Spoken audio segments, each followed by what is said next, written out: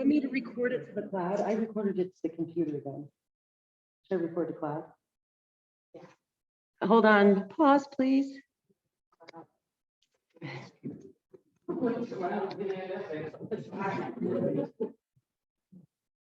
you want me to do it to my computer instead? Now I can't find where to do that, Jay. Yeah, we're gonna keep it where we are. So once again, welcome. This is the 2022 year. We're here for the solution sessions for the county land use. I'm just gonna go over what our agenda for tonight. We've got a 5 to 7 p.m. meeting. Anyone in person, the restrooms are here. The water is non-potable, but I do have 5 gallons in my car. Thank you. So if anybody needs water, and you can use the restroom though. And for tonight, we're gonna just do a quick welcome, everyone here signing in, an overview of all of the meetings and what's happened up to date. Then we're gonna give some updates from meetings that have happened since our last solution session and go into some of our specifics, like with the library, with their housing stories, our timeline and the resources that we have. And then we want an audience update. So that'll be our live folks and you online, any other work or research that you've done. And then we're going to go into our real strategy for next week's meeting, because that's our big key with the planning commissioners. That'll be our first time as an audience going in front of the planning commissioners. So thank you again. Natalie's going to be helping me wheel the computer around so that we get audio on everyone. But for right now, I'm just going to do this. I'm just going to stay here for a minute. So I'm just going to give a quick overview. So when this came up, we're organizing this effort through the Crestone Energy Fair, and we started with 2 community meetings where we just were listening to everyone with the new proposed development codes in the county, what the concerns were. So for 2 meetings, we listened to the concerns. Then we took that, someone else knew. We took that in to the county commissioners and voiced our concerns with comments. They decided not to put the 3 building and sanitation codes, those changes, into effect. They sent it back to our local planning commission. That's also with Saguache County. Those meetings were all held in November, December. From that, we held a December 15th, a solution session meeting. That was our first one. And then this is our second one today. So bringing that up, I'm going to turn it over to Maureen, who's going to talk about how a group of us got together to follow up from some of the tasks from the last meeting. Natalie. And see if you can see yourself, and you can, each person can kind of adjust it to talk. There we go. So basically what we did was we had the next night a little meeting, and from that meeting, these are the things that came up.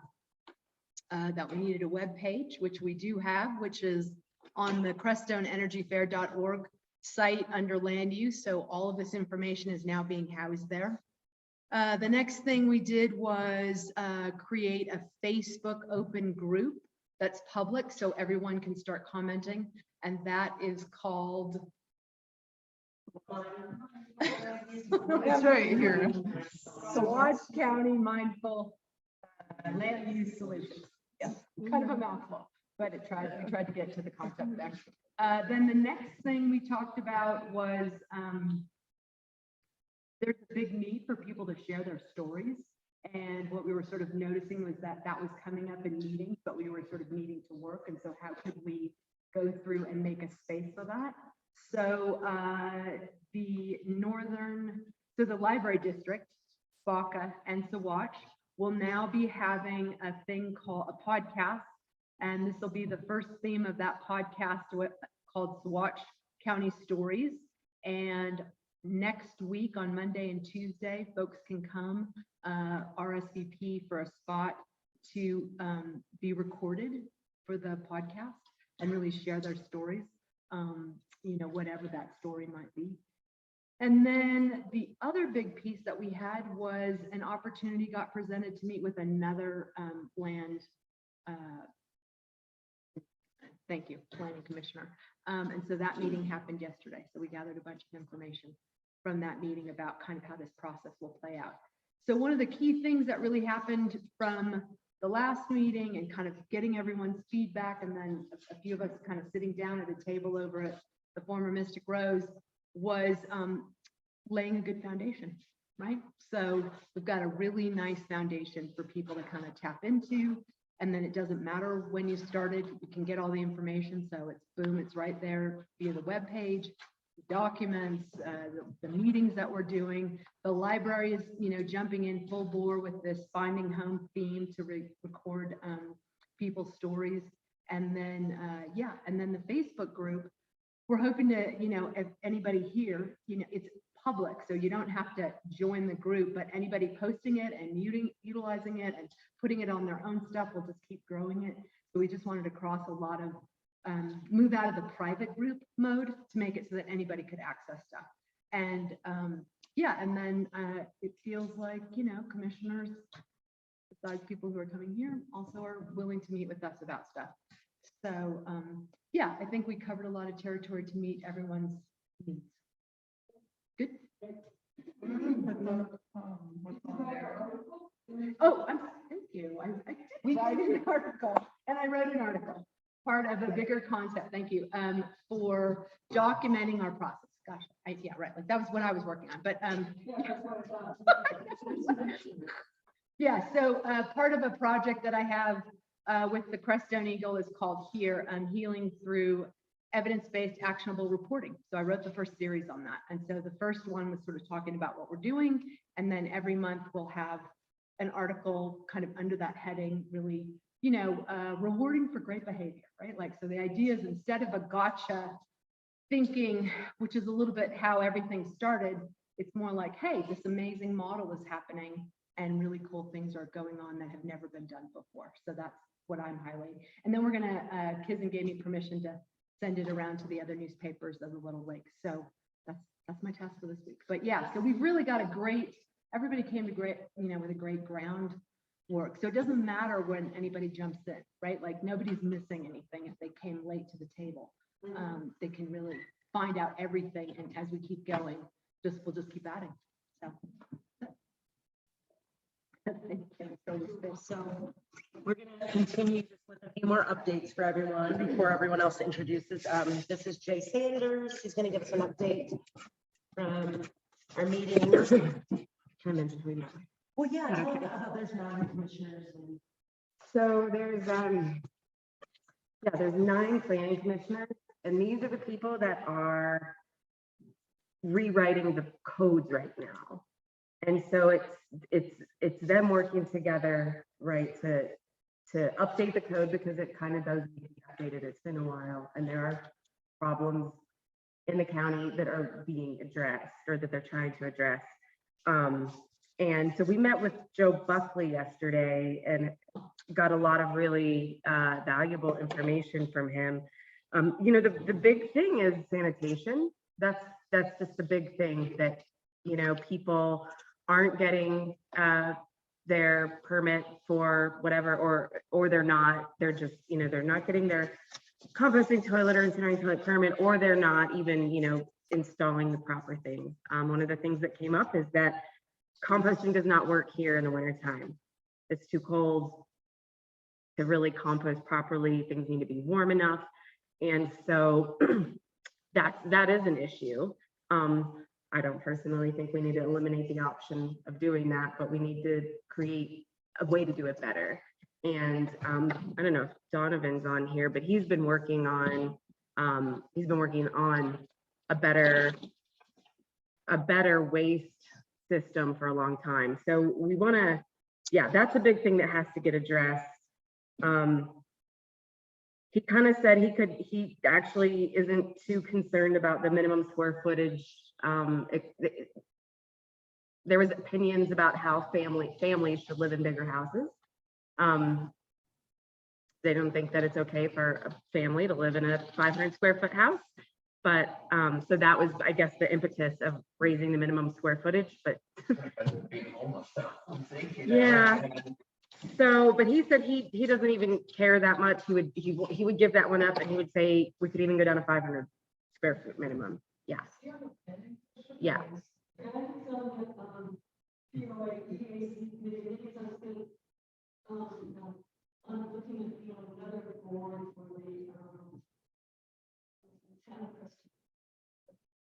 So he is very involved. And he told me he is not a rich person. He doesn't live on very much money per month. He said he's been homeless and he understands. But I didn't really get that he doesn't. He does understand. I just he implied that he's not some, you know, wealthy man living in a big house. So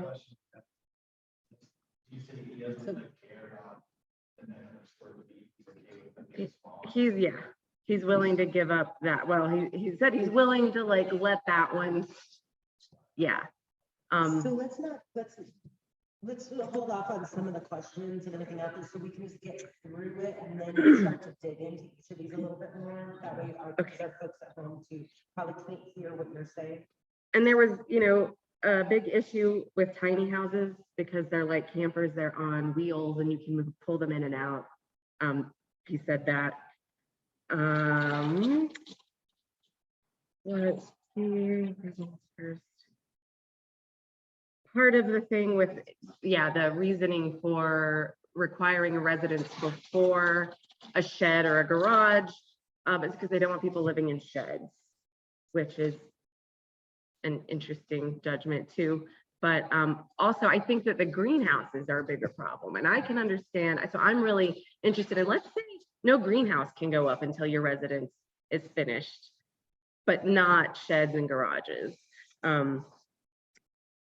Yeah, and you could, if you wanted to pull the wheels and hitch off your tiny house or camper and put it on a foundation, that would be acceptable.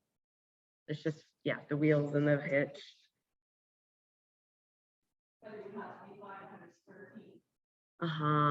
Well, this is the thing.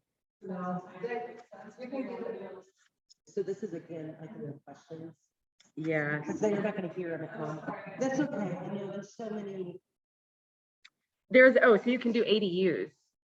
What is it? Alternative auxiliary dwelling units are fine if you already have a residence, and that can be any size, I think. Yeah, any square footage, if there's already a main unit there. So that might be where you could put a camper, a tiny house, or a shed, or whatever. Oh, okay. Jeff just said it has to be, the ADU has to be a smaller square footage than the main residence, which makes sense. So those were sort of, that's the overview of what we went over yesterday. And I think that, you know, there are some ways to get a, you know, address some of the planning commission's issues that are better than the proposed changes right now. So that's, You may mention, one of the biggest things that we got clear on was before it had said you couldn't have your accessory dwelling, like your shed, your storage container, or anything protecting your materials. That actually just needs a separate permit. As long as you have a well, your septic, the electric, solar, your driveway, the infrastructure in place. But from what I understood, there's nothing written in there yet. But we could have a separate permit where it's like, okay, I want to put a permit in to have my shed to house all of my materials. And but that's a temporary structure, not something that's going to permanently stick. So that was a big clarification on that. That really helps the owner builder that needs to store materials and keep them out of the elements. So there's no limit to the ADUs in the county. ADU, accessory dwelling units. And there are things, if you look in the code, though, on how close they have to be to your home. Let's not get too much into so, and there are some exemptions you can get for certain things. Yeah, like if you can't drill a well or put a septic in because you're on rocks or there's a big rock. Anyway, there's some ways that oh, the other thing that I wanted to say is he had said no one had reached out to him, and he was very happy to talk to us, which was very cool. Hi. 6, 5 plus 1 online, plus we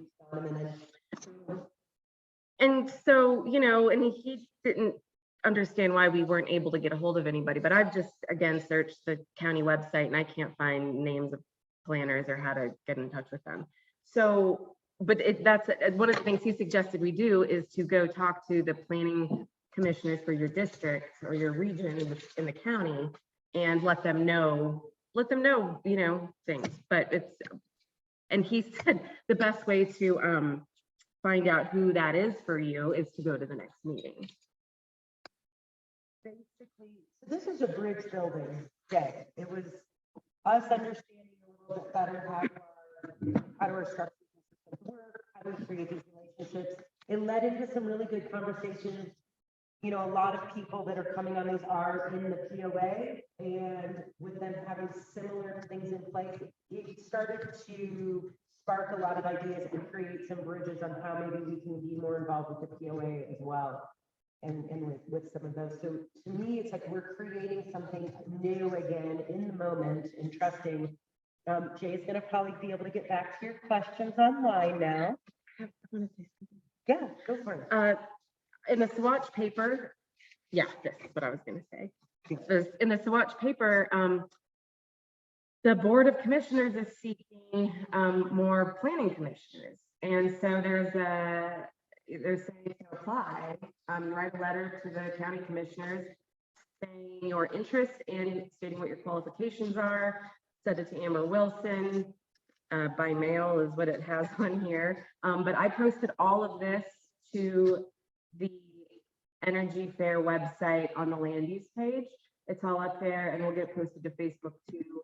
So you can see who, or, you know, yeah, you can just read this a little bit more, but that's basically it. And so I would suggest if anybody's interested, it sounds like they're needing some more people. So I think people like us, and particularly builders and people who have experience in that stuff, county code and the law should apply to that. You have to be a property owner or a property manager. We are getting that up on the web. Go into the library, a little bit more of the library. Thanks. We have a lot of updates tonight, just to get everybody on where we are. I'm going to give it back to Maureen to represent the library. So the library project is an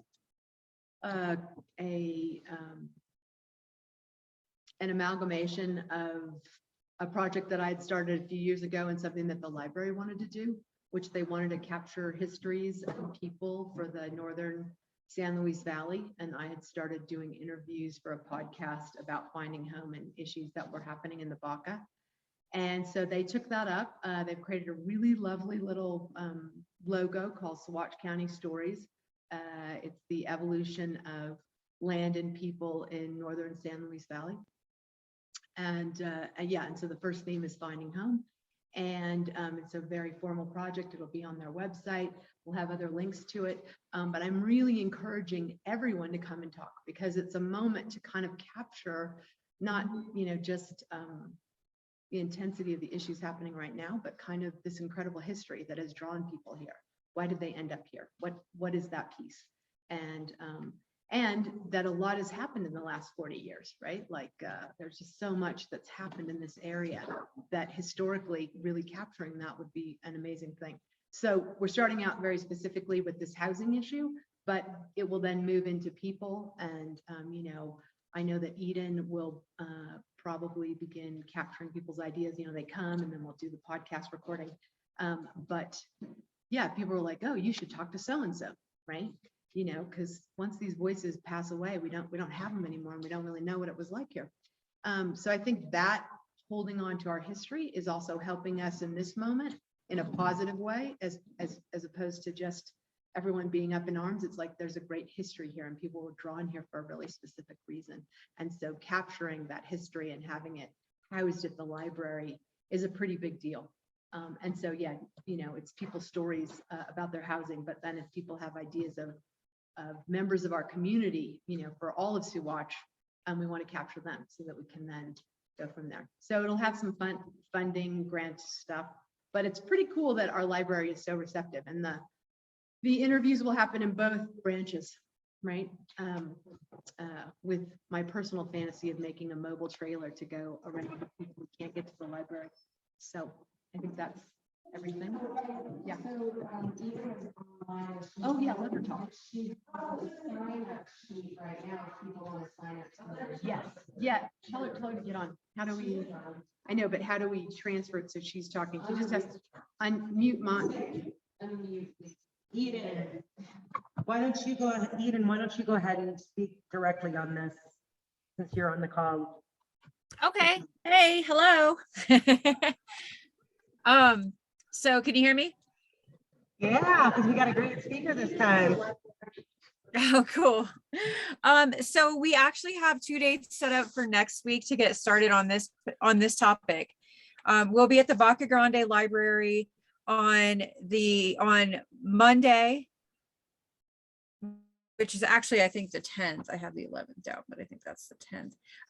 And we have slots available from 5 to 7. If anybody wants to sign up tonight to tell their story, I can get you already on the list. And then we'll be at the Saguache Library on Tuesday, the 11th, and we have slots available from 5 to 6:30. So if you would like to call the library, you can call the library and sign up then. You can sign up with me. You can send me a message on Facebook. You can get my email. I can put my email on here if anybody wants to sign up that way, but just let me know if you would like to tell your story. We're going to record everything, audio, and take some pictures and probably do some video, but everything will be archived for sure in podcast form, and put on the website for like the library's website. And then also we'll be giving it to for the Energy Fair website, and anywhere else I guess we could think of to add that, anywhere that might be effective. Does anybody have any questions?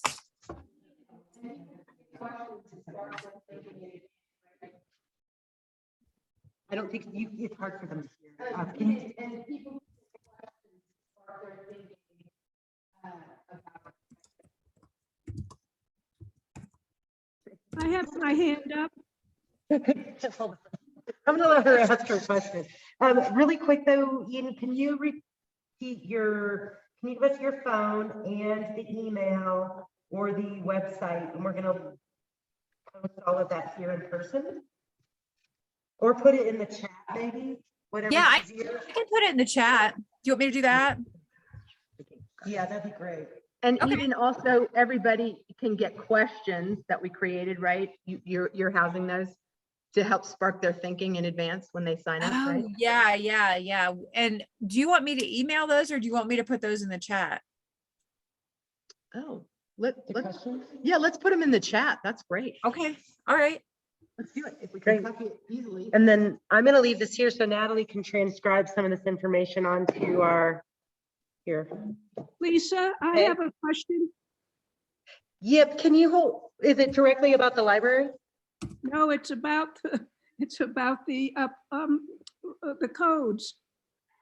Okay, we're gonna get to that, Sandia. For a lot of you have come in since I started, we just have gone through a welcome, an overview of the meetings and updates on the meetings and the action items that have happened just from the last meeting. So I know it seems like a lot, but we are still in the updating from all of these groups of what they've done. So now we're getting into, as long as you guys are done, we were gonna do a quick timeline and resources and then go into audience. So if you can hang in there for a minute, Sandia, Sure. thank you. Okay, so our timeline now is, like we said, we've got these library housing stories for next week, and that will become an ongoing project. And we've been wanting to collect that information through the Energy Fair as well. I apologize, I sent out a wrong link in the newsletter, so I'll send out a new one.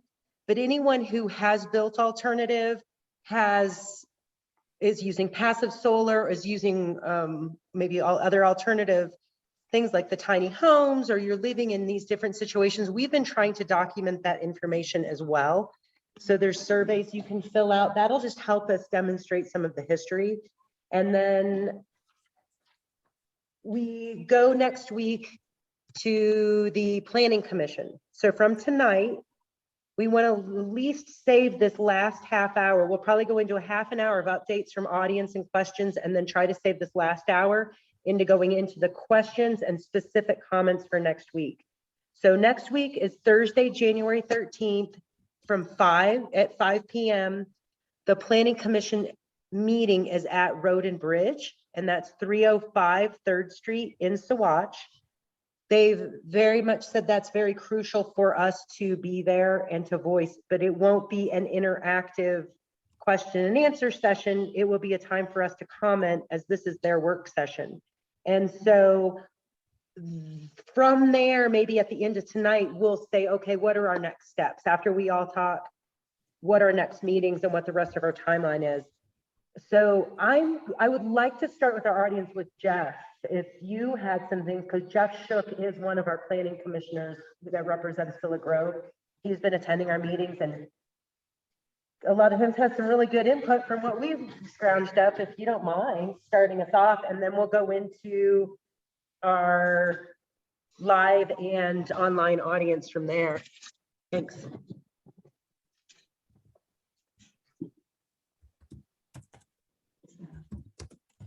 Okay.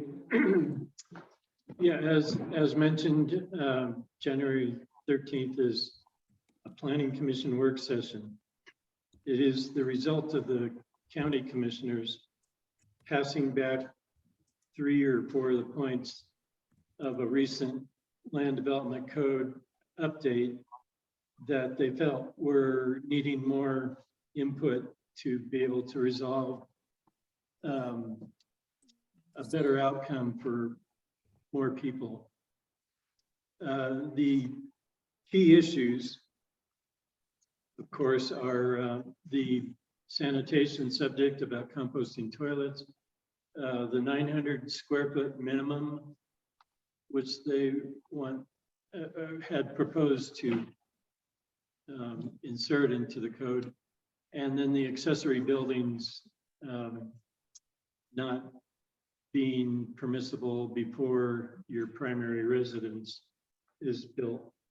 Those things are subject to adjustments according to all the input that is possible through community means. And it's been described here that there are a number of ways that people can put their input into these subjects. My purpose here as a member of the Planning Commission is to help people understand what the procedure of all this is. The Land Development Code is what Saguache County has for overseeing and guiding the way that we use our land here in Saguache County. It started way back in the early 80s or so, and there's been, from what I recall, there's been 24 of these updates that happen as we roll along with applications and experiences. We see the need to make adjustments every so often.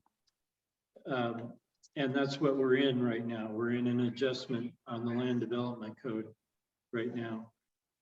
And it's so important for people to understand that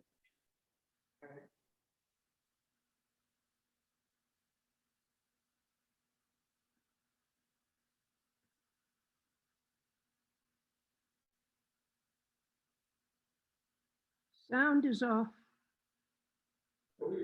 Yeah, you got muted somehow. Jeff, you're muted.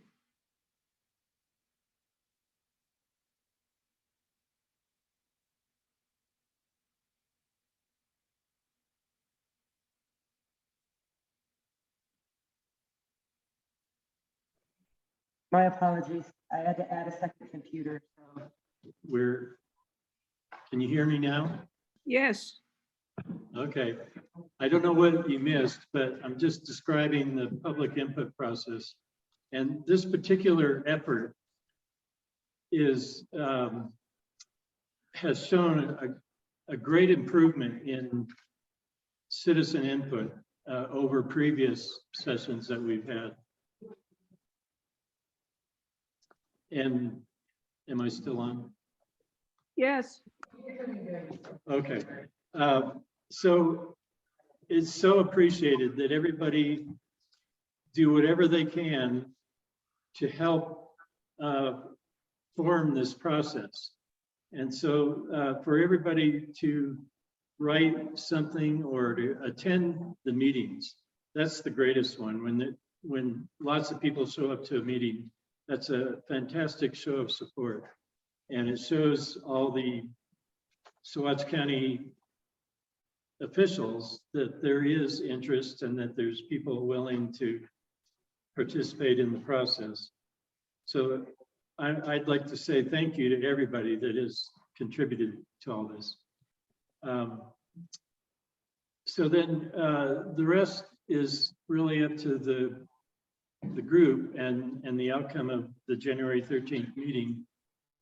What we would like to see is an agreeable adjustment to the 3 or 4 points in question.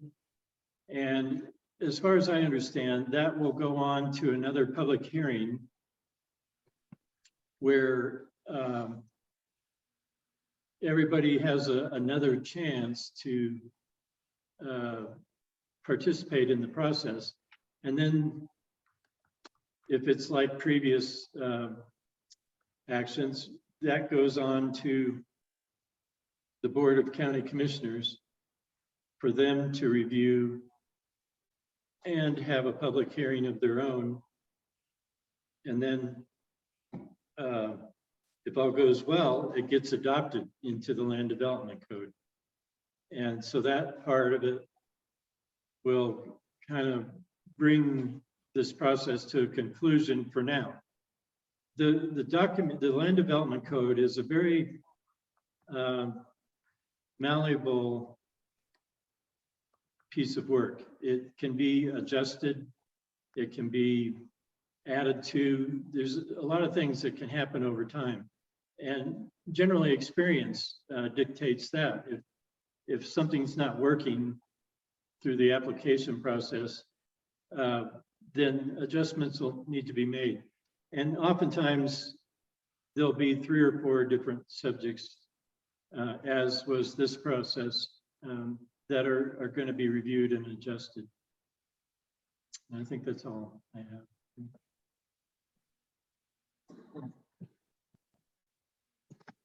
Thanks, Jeff.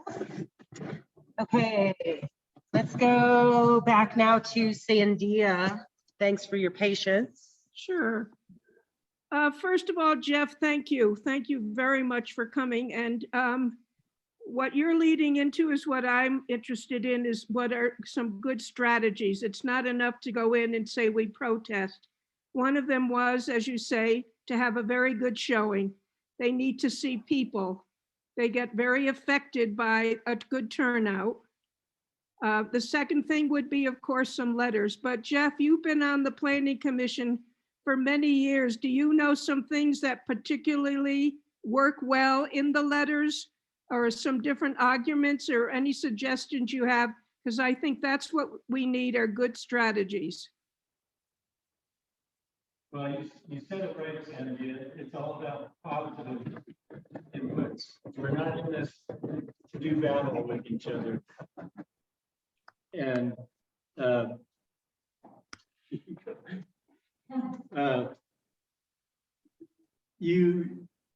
if you are aware of public meetings at all, things happen and are accomplished through, like you described, strategies and positive input. If all we're going to do is butt heads on the subject, it really doesn't go anywhere.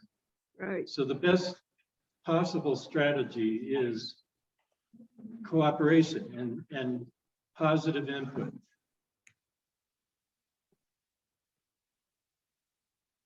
Okay, you can pass the chair around.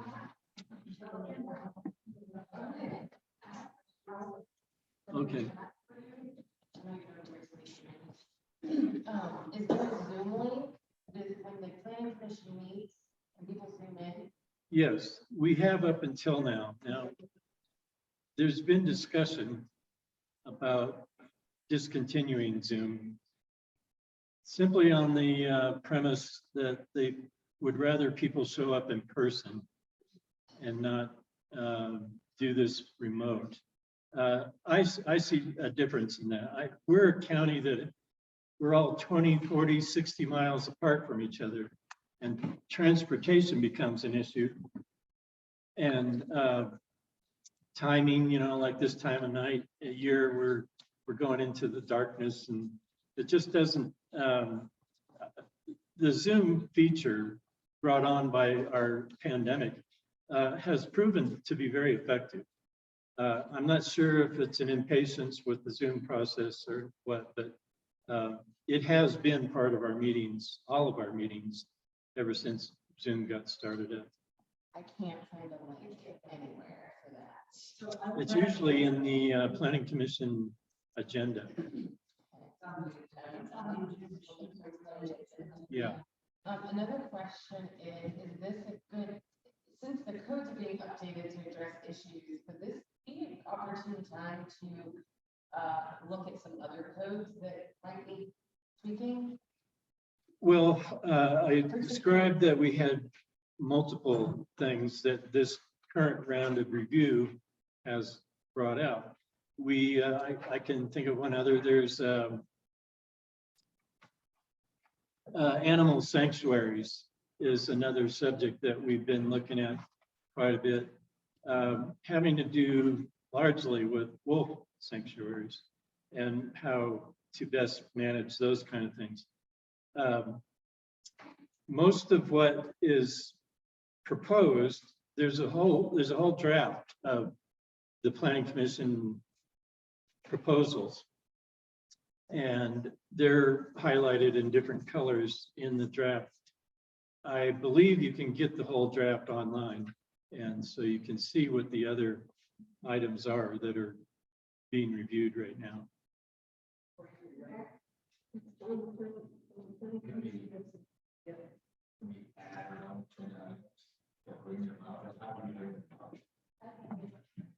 I'm not sure. The question is, how do you add to the agenda items? And that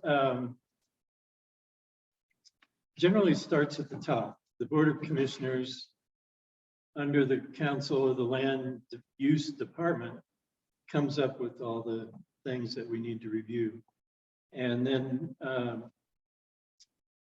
both the Land Use Department and the Planning Commission come up with the new wording for those things, and then go through the whole review process, including the public. It does seem like the governing bodies of Saguache County are kind of closed door. And so getting through to that is what you have to do, but everything is on the public, is in public view. Everything that the Planning Commission does, everything that the Board of Commissioners do is all subject to public review. It's really kind of the reason why I can't comment on pending applications or how various commissioners might vote or things like that, because that all has to be public. You know, everybody has to be present and discuss it together. Otherwise, you do have backdoor legislation going on. So we all try to keep that above board and very visible. I really don't know the complete answer on how to add to the agenda.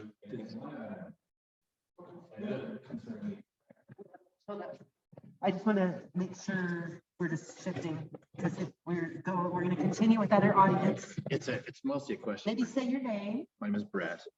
But my question is for you, Jeff, is regarding like certain topics like tiny homes.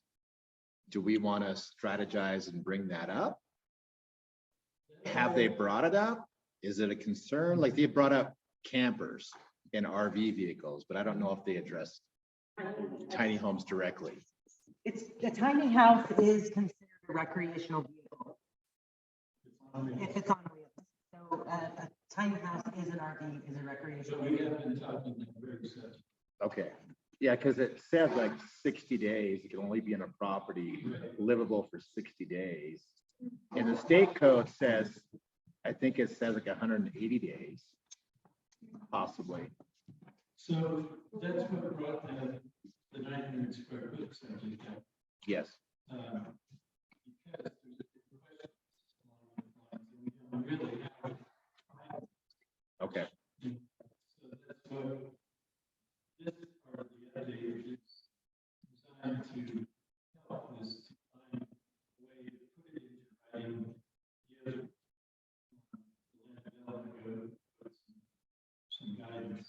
yeah, because the county that ran being rural and lower income, it would seem, I don't know, essential that we can sort of create that code to allow that somehow. I have to say,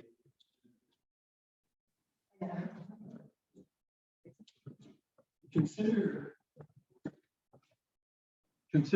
Saguache County's development from the beginning of its history.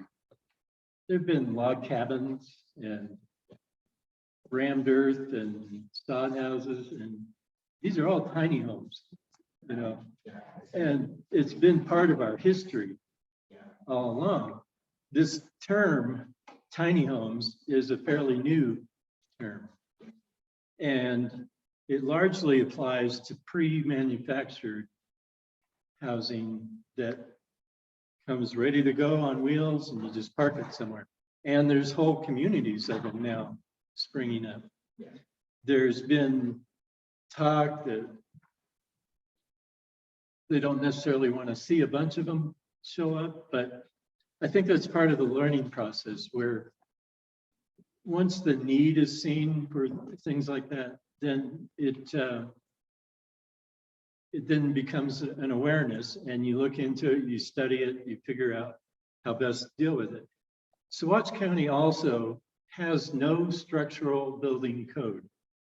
We have the compliances necessary for state electric, plumbing, gas, and it's state sewer, even though the county oversees that. But we have no structural building code in Saguache County because we cannot afford a building inspector with a building department and all that goes along with it. The minute you bring something like that on, your costs are just going to immediately jack up. Look at the counties around us. Look at Chaffee County. They have the entire uniform building code. It's 2 big volumes of requirements. And before you can even turn a shovel of dirt, you're 20 grand into it. And that is very economically discriminatory. And I just, somehow we need to maintain that value. I consider that a value that we don't have that in Saguache County. Okay. Okay, do you guys feel complete on that? Because I want to take. Hold on.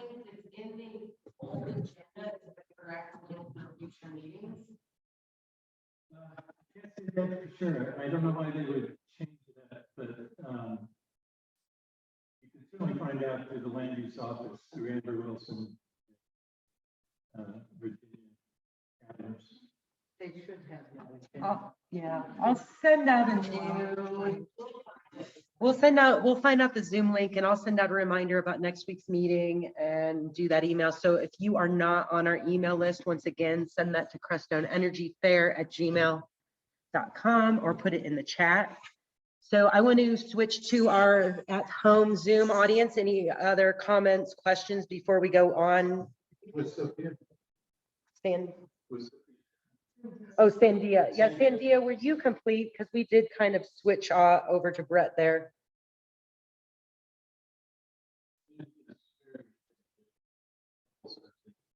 Sandia, were you complete? We see your hand up still.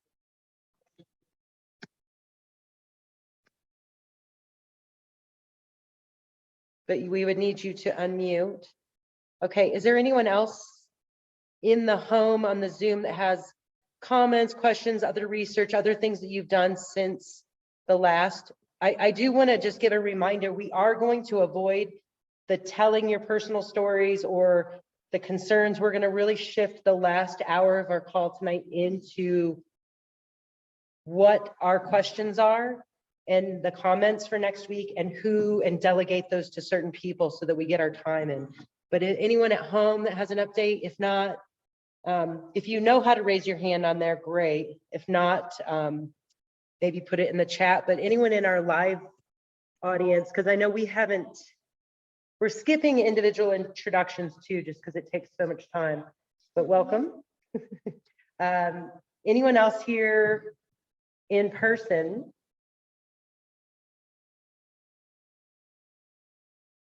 Okay. How about back online? Okay. So what I've done, I guess I could. Hi, I put a question in the chat just now.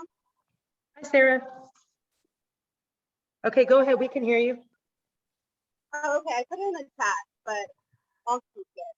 So with mention of documentation, most of the time, both at the library and I guess the professional relationships. Should I ask her to? I- Hey, Sarah? Yeah, Oh, okay.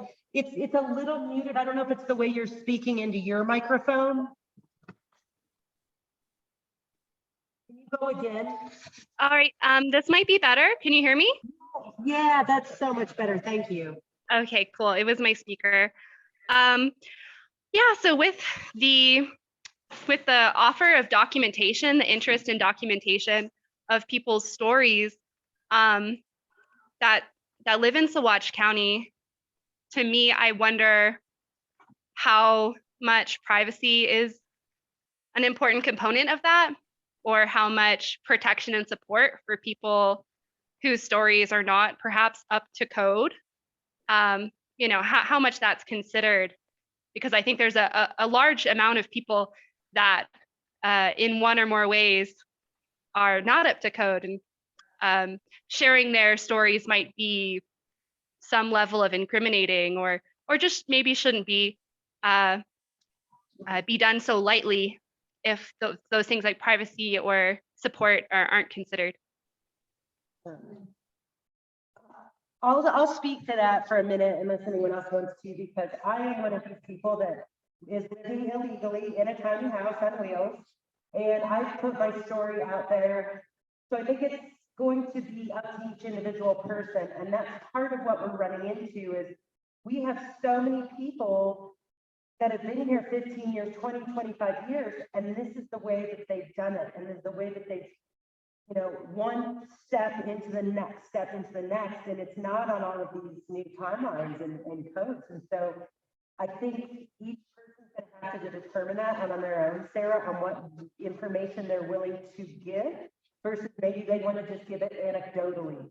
They don't have to use their name and their location. It could be like, I have a neighbor that, and it could still be your story. I mean, I think if anyone else has something to add to that, but I'm at a place where I'm willing to put myself out on the line, because if we don't all start telling our stories and start collecting them, we can't show that shift that we really are the majority.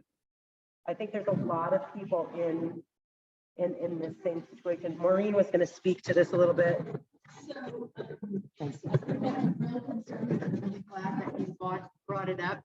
I also just want to share a little story from Northern California. So that's where I'm from originally. And at one point, which was like 20 years ago, there was so many illegal housing situations in Mendocino County because of the illegal grows, right? And kind of a situation like this, like there were nice houses, they were weird and funky, they were completely invisible. And finally, when things started to shift, it was a volume issue, right? Like there were so many houses in this category that it was going to be a PR nightmare to say you're going to tear them down, because many of them were really nice, right? But weird. So in the end, what they did was they came through and said, do this, this, and this, and that's going to bring you to code. So the reason that happened was a volume, right? It was just numbers of people. So even if we don't necessarily get someone's story into the podcast because they feel like they need to maintain anonymity, we do want to figure out how we can track it. And so I'll put my brain to this and we'll talk, Eden and I, about it, because the level of people who've come together to talk about this is showing how many people feel they're going to be impacted, either personally or someone they know. So it's a very close community. And I think that's the piece that we need to be illustrating, is just, it's a numbers issue, right? Like, and that's basically how it played out. I mean, it was a long process. These people were completely invisible because of the illegal grows. And yeah, and then finally it was like, okay, you can't tear every house down that's not meeting the code. So I think we can address it. And I think each person will have to decide how far they want to go out. And Eden and I will talk about how we can record that if they need to keep a level of anonymity to feel safe, because we don't want anyone to not feel like they're not safe. So glad you brought that up. Thanks. Hold on. Do I have another comment on that? In the International Building Code that the state of Colorado has, there is one line item that does you can't continue to live without changes. And I think we need to allow that as part of the documentation. You can continue to live in your house without changes. Yeah, as part of the residential code, that is like a grandfather clause. Yeah. I'm reclaiming that it's grandfathering and grandmothering in. Grandpeopling in our homes. But I just written that down because that was one of the things with Joe. Anybody who's living as they are now, what we need people to be aware of, they are not going after. You have to have your permits and your building pieces in place, but if you own property in unincorporated Sauk County and you have your plans or your composting, incinerating toilet in now or before these changes, they are not going to retroactively come back and try to enforce. So if you're living in 300 square feet and you've got all your stuff down, you're great. So this was huge clarification yesterday too. That,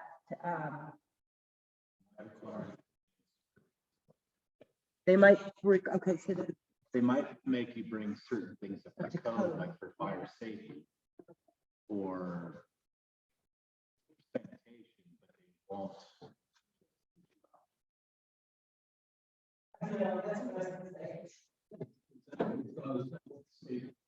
okay. Yeah.